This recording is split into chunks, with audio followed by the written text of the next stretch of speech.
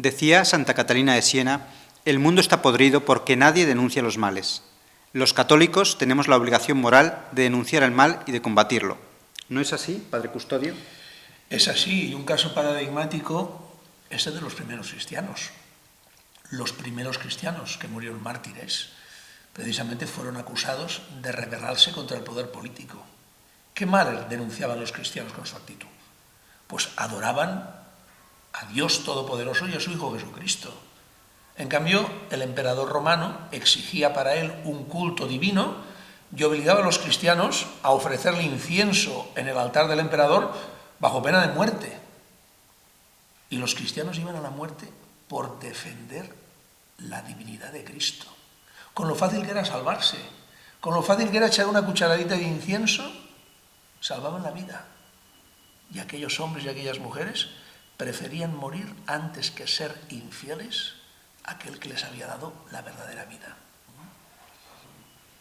Y nosotros, que no estamos en peligro de muerte, a veces es vergonzoso que por respeto humano no simplemente dejemos de anunciar la verdad, que dejemos de denunciar el error también, porque todo va unido.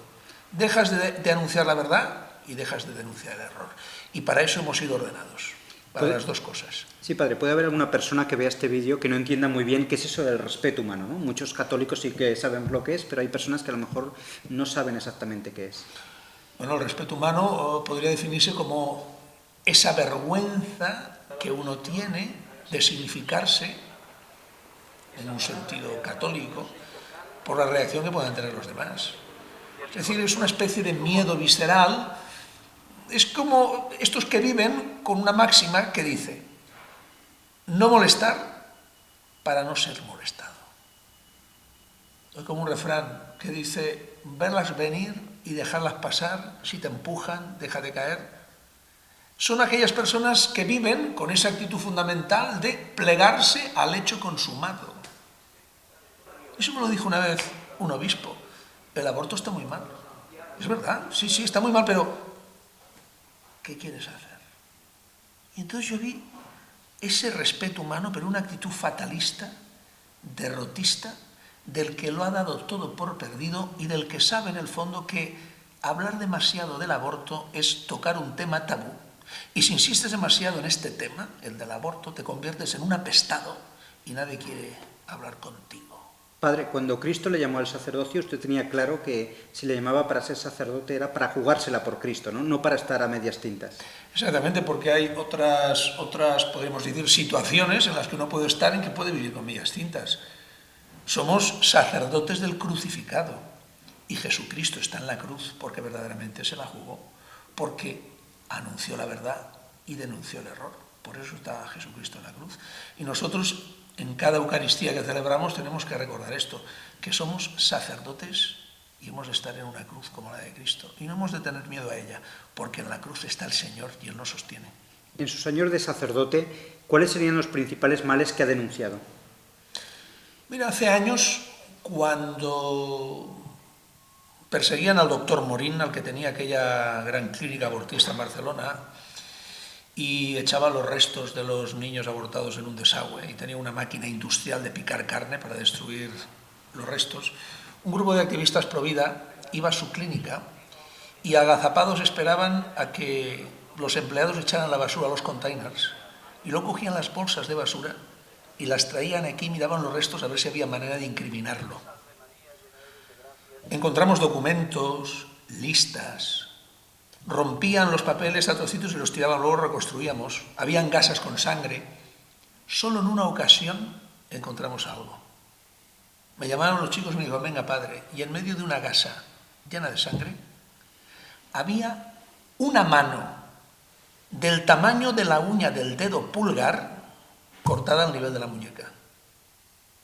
Cuando vi eso, me prometí a mí mismo que hablaría del aborto todas las veces que fuese necesario, por activa y por pasiva, oportuna e inoportunamente. Y si a alguien no le gusta, se va a la parroquia de al lado.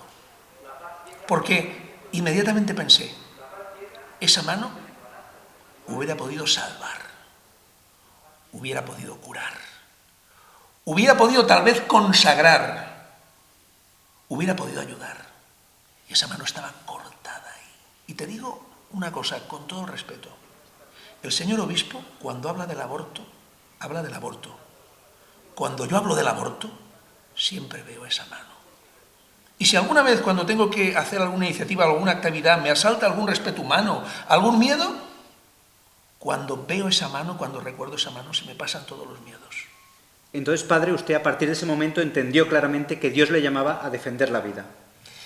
Pues lo vi con toda claridad, con toda claridad. El mismo Benedicto XVI, en uno de sus libros, dice que un mundo como el nuestro, que ha destruido tantos millones de vidas humanas que tenían que nacer y no han nacido, es un mundo infinitamente pobre. Un mundo que destruye el plan de Dios, porque cada ser humano que viene a este mundo es una palabra única y definitiva de Dios, ya desde el vientre de su madre.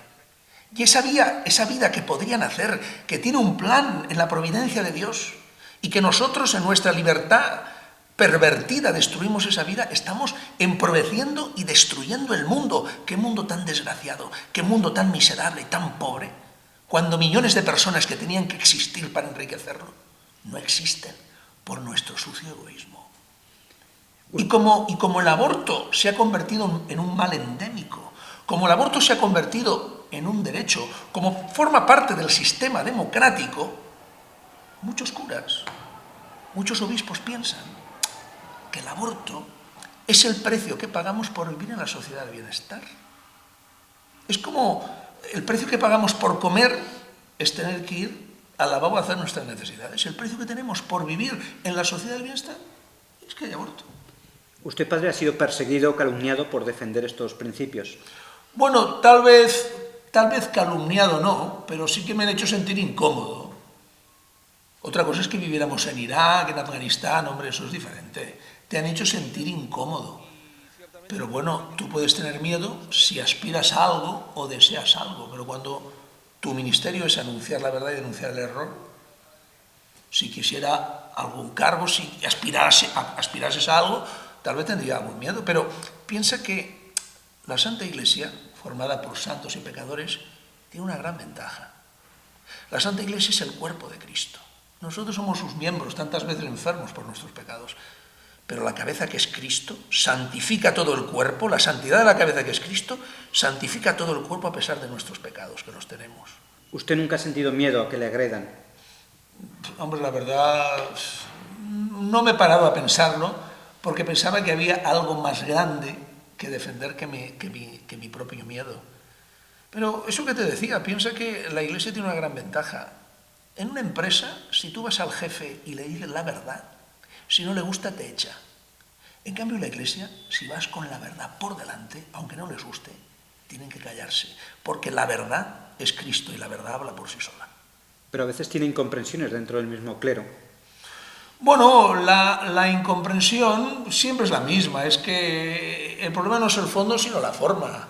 Pero claro, piensa el mismo Juan Pablo II. Juan Pablo II en Evangelium Vitae tiene la genialidad de sacar el aborto del confesionario y elevarlo a la categoría de estructura de pecado y conjura contra la vida.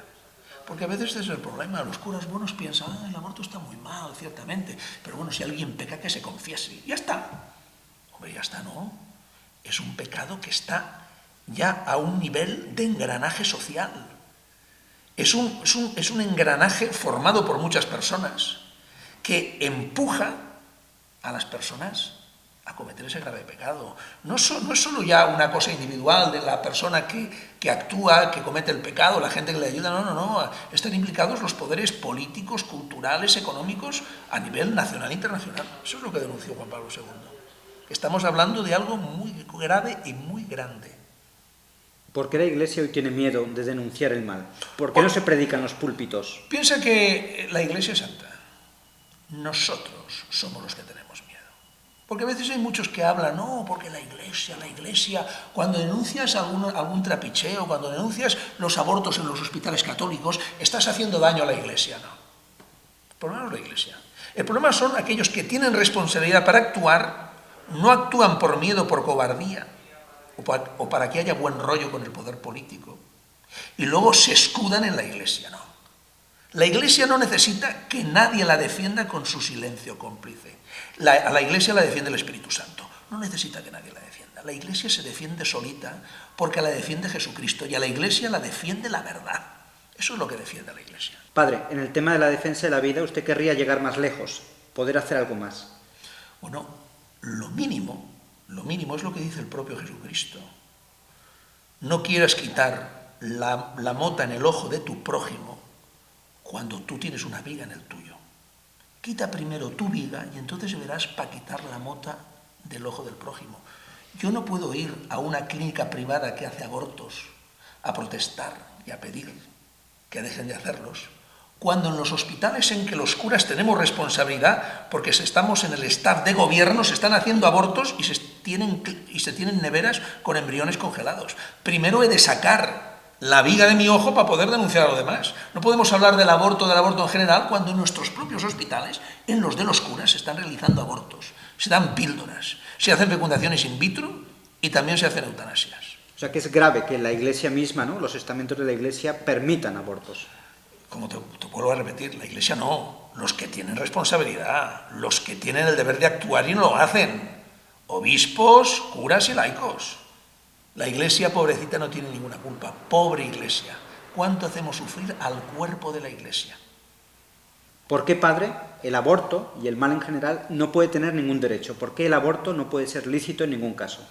Como dice Jesús, si no cae ningún pelo de nuestra cabeza que el Señor no quiera, si tenemos nuestros pelitos de la cabeza contados, si por nuestra propia voluntad no podemos alargar nuestra vida un minuto, porque la vida es un don, la vida es un regalo que recibimos a cada instante. Nosotros no fabricamos nuestra existencia, no hacemos latir nuestro corazón. La vida del ser humano es un regalo que viene de lo alto. La vida no es nuestra. Nuestra vida pertenece a nuestro Creador. Y si nuestra vida pertenece a Dios, entonces somos libres. Si nuestra vida no pertenece a Dios, entonces pertenece al Estado. Y entonces somos los esclavos más miserables. Si la vida de Dios, si la vida del ser humano es un don, la vida del ser humano es sagrada. Porque Dios Todopoderoso tomó nuestra carne y nuestra sangre. Lo dice San Pablo. Los hijos de una misma familia son todos de la misma carne y sangre. De nuestra propia carne y sangre participó Jesucristo, para destruir al que tenía el poder sobre la muerte, es decir, al diablo, y hacernos libres a los que por miedo a la muerte pasábamos la vida como esclavos. Es fácil compaginar el odio al pecado, ¿no?, como en este caso el aberrante crimen del aborto, con el amor al pecador. Hombre, claro que sí. ¿Cuántas veces sabemos que la mayor parte de las mujeres, salvo excepciones, si encontraran una mano amiga que les ayudara, no abortarían? Es decir, una mujer normal no quiere abortar, pero el novio, los padres, la soledad, el mismo maligno que ataca con todas sus armas, se sienten empujadas a un callejón sin salida.